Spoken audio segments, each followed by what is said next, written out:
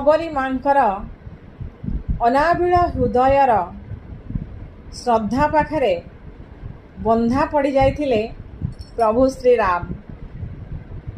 सबरी माँ रखि कोड़ी को चाखी चाखी प्रभु श्रीराम को खुआइबा समय रे प्रभु श्रीराम आग्रहर सहित ताहाकु ग्रहण करुथिले सबरी माँ हाथरू। कहीं ना प्रभु तो भक्तर भावरे बंधारे ना।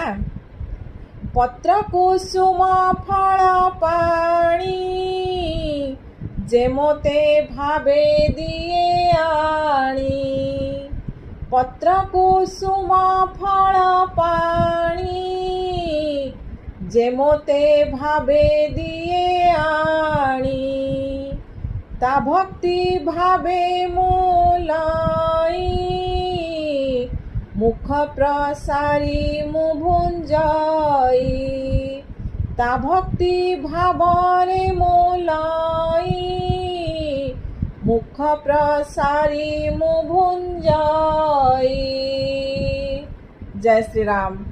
प्रभु श्रीराम से दिन सबरी माँ हाथरू से जो अईठा कोड़ी को ग्रहण करुथिले से अईठा कोड़ीर स्वाद को सबरी माँ भक्ति श्रद्धा आहुरी दुईगुण कर देइथिला। तेणु प्रभु